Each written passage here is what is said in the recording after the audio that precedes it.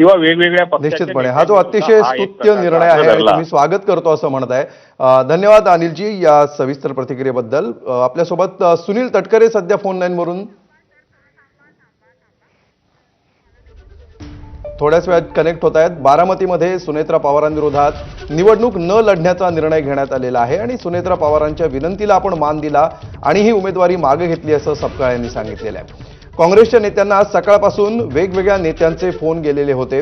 त्याच्यामध्ये शरद पवार यांनी देखील मल्लिकार्जुन खरगे यांना फोन केलेला होता. सुनेत्रा पवार यांनी हर्षवर्धन सपकाळ यांची फोनवरून चर्चा केलेली होती. रोहित पवार हे देखील आपल्याला भेटल्याचं सपकाळ यांनी म्हटलेलं आहे.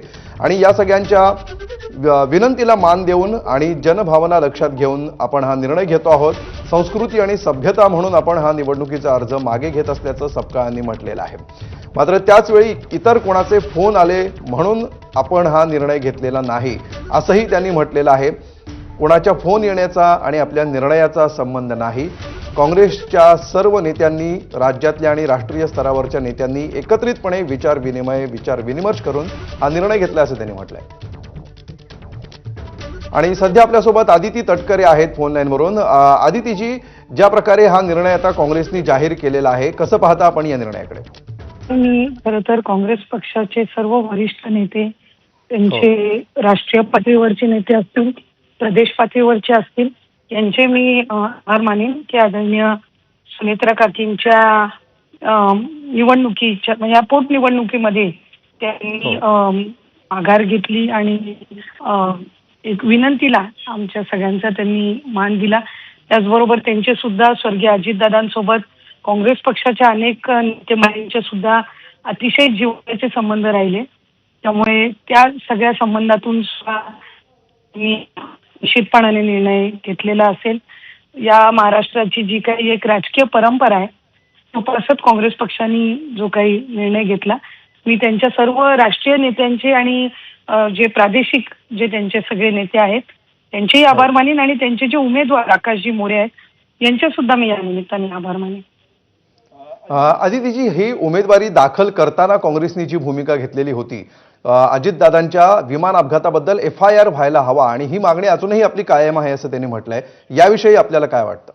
नक्की एक राष्ट्रवादी काँग्रेस पक्ष म्हणून किंवा दादांचे कार्यकर्ते म्हणून आमच्या सगळ्यांची सुद्धा ही एक इच्छा आहे की दादांच्या अपघाताची किंवा त्यांची घात आहे, अपघात आहे जे आहे त्याची एक सविस्तर चौकशी होऊन त्या संबंधामध्ये कारवाई झाली पाहिजे. आमच्या सगळ्यांची सुद्धा भूमिका आहे. आणि मला एका गोष्टीचं एक म्हणजे झालेली दादांची घटना ही दुःखदच आहे. आज बारामतीमध्ये खरं तर पोटनिवडणूक होणं हीच खरं तर बाब आमच्या सगळ्यांसाठी दुर्दैवी आहे. पण ज्या सगळ्या पक्षांनी जी भूमिका घेतलेली आहे दादांच्या या एकंदर अपघाताबाबतची, ही राज्याच्या दृष्टिकोनातून आणि त्यांचे सहकारी किंवा कार्यकर्ते म्हणून आमच्या सगळ्यांच्या दृष्टिकोनातून सुद्धा महत्वाची आहे. त्यामुळे आम्ही राज्याचे मुख्यमंत्री देवेंद्र फडणवीस साहेबांनी विनंती केलेली आहे की या प्रकरणामध्ये चौकशी अधिक याला गती मिळाली पाहिजे आणि पुढच्या कालावधीमध्ये आमची जी सगळी वरिष्ठ नेते आहेत आदरणीय अमित शाह साहेबांची सुद्धा भेट घेऊन या संबंध चौकशीमध्ये गती यावी आणि एक स्पष्ट त्यातून एक त्या ज्या वेगवेगळ्या एजन्सीज यामध्ये चौकशी करतायत त्याचा एक सविस्तर अहवाल हा राज्याच्या जनतेसमोर आमच्या सगळ्यांसमोर आला पाहिजे. ही साधारणपणे प्रामुख्याने आमची सगळ्यांची सुद्धा इतरांप्रमाणे मागणी आहे. आदितीजी, ज्यावेळी ही पोटनिवडणुकीची घोषणा झालेली होती त्यावेळी असं वाटलं होतं की अजितदादांच्या निधनानंतर होणारी ही निवडणूक ही केवळ एक औपचारिकता असेल आणि पूर्णपणे भावनेच्या आधारावर ही सगळी निवडणूक होईल. मात्र गेल्या काही दिवसात ज्या घडामोडी घडतायत आणि इतक्या अपक्ष उमेदवारांनी इथे उमेदवारी अर्ज भरलेला आहे, काँग्रेसने भरलेला आहे, हे सगळं एक औपचारिकता म्हणून अत्यंत सरळ सरळ ही निवडणूक पार पडणं अपेक्षित असताना एवढे सगळे त्याच्यामध्ये जे तिढे येत आहेत, एवढे सगळे वेगवेगळे प्रवाह पुढे येत आहेत, ह्याच्यामागे काय कारण दिसतंय तुम्हाला? खरं तर पोटनिवडणूक ही दादांच्या अपघाती निधनामुळे झाली आणि एकंदर बारामतीच्या त्या विधानसभा मतदारसंघातली हा एक अतिशय दुर्दैवी असा क्षण आहे किंवा भावनिक आहे. आणि या सगळ्या ह्याच्यातून अनेक असे म्हणजे मला जी आता माहिती मिळाली साधारणपणे असे 20 22-23 उमेदवार आहेत ज्यांनी आज माघार घेतली. आणखी मला वाटतं 3 वाजेपर्यंत या सगळ्यासाठी वेळ आहे. त्यामुळे काँग्रेस पक्षासारख्या एका मोठ्या पक्षाने, राष्ट्रीय पक्षाने हा निर्णय आज घेतलेला आहे. आणि मला असं वाटतं की इतर जे काही अपक्ष उमेदवार आहेत त्यांनी सुद्धा या गोष्टीकडे सकारात्मक पद्धतीनं बघून ही दादांच्या पश्चात होणारी निवडणूक आहे त्या संदर्भामध्ये त्यांनी सुद्धा या पद्धतीनं विचार करावा. ठीक, धन्यवाद आदितीजी. IBP माझाशी आपण सविस्तर बोललात त्याबद्दल. यानंतर आपल्यासोबत भाजपचे ज्येष्ठ नेते सुधीर मुनगंटीवार आहेत.